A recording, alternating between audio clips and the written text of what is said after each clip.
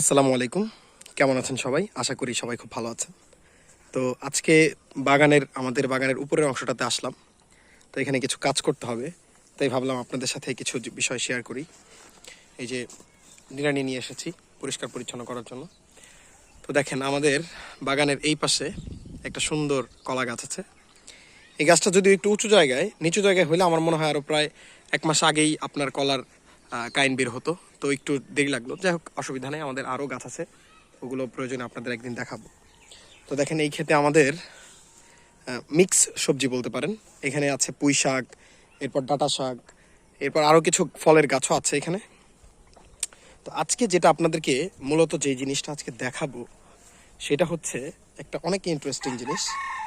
দেখেন এই যে ছোট্ট একটা আমড়া গাছ, এই আমড়া গাছে দেখেন এই গাছটা, তার আগে বলে নেই, এই গাছটা আপনার প্রায় 6 মাস আগে লাগানো হয়েছে। দেখেন এই ছোট্ট গাছে অলরেডি মাশাল্লাহ বড় বড় সাইজের 3টা আমড়া টিকছে।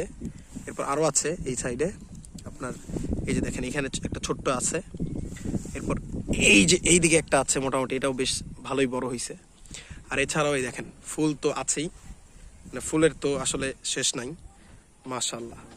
আশা করা যায় গাছটা যদি বড় হয়, এবং আশা করা যায় আগামী বছর থেকে ইনশাল্লাহ এখানে ধরেন মোটামুটি দেখা গেছে যে আপনার প্রতি মৌসুমে হয়তো 1 কেজির মতো আমরা পাবো ইনশাল্লাহ, আশা করতেছি। তো দেখেন এই পাশে আছে আমাদের একটা পেঁপে গাছ।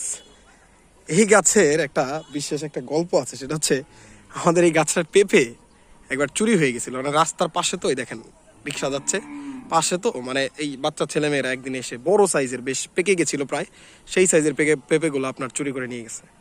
তো এখন অবশ্যই যে এই সাইড দিয়ে আমরা বেড়া দেওয়ার চেষ্টা করতেছি। তো দেখা যাক, আশা করা যায় ভালো কিছু হবে ইনশাল্লাহ। তো আজকে মূলত বাগানে এসেছি, এই যে এই সাইডটা একদম ঝোপ হয়ে গেছে। এই সাইডটা আজকে পরিষ্কার করবো। এখানে একটা কলা গাছ আছে, হয়তো কিছুদিনের মধ্যেই কাইন বের হবে। তো এই সাইডটা আজকে পরিষ্কার করব। আর এর পাশাপাশি আপনাদেরকে কিছু গাছ দেখাবো। দেখেন আমাদের এই পাশে একটা আম গাছ, এগুলো যদিও নার্সারি থেকে কিনে আনা চারা, কিন্তু চারাগুলো ভালো হয় নাই। নইলে প্রায় 3 বছর যাবত লাগানো হয়েছে, এখানে আপনার ফল ধরার কথা ছিল। আর এই পাশেও কিছু গাছ আছে আমাদের, যেগুলো এখনো পরিষ্কার করা হয়নি। যেমন দেখেন পুরো জায়গাগুলো জঙ্গল হয়ে গেছে। এতদিন আমার আব্বু সময় ছিল, বাসায় ছিল, উনি পরিষ্কার করছেন, কিন্তু এখন আর উনি সময় না পাওয়াতেই জিনিসগুলো পরিষ্কার করা হয় না।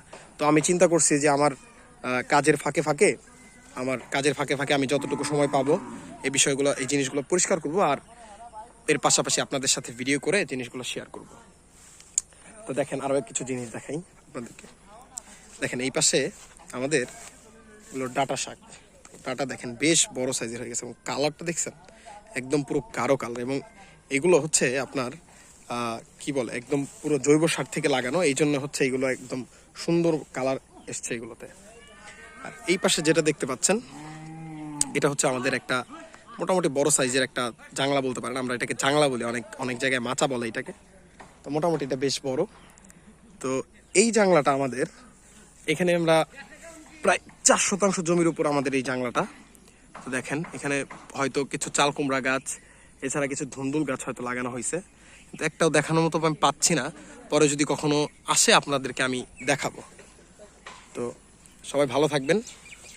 এই ছিল আমাদের আজকের ভিডিওটা সবাইকে দেখার জন্য আপনাদেরকে ধন্যবাদ। আল্লাহ হাফেজ।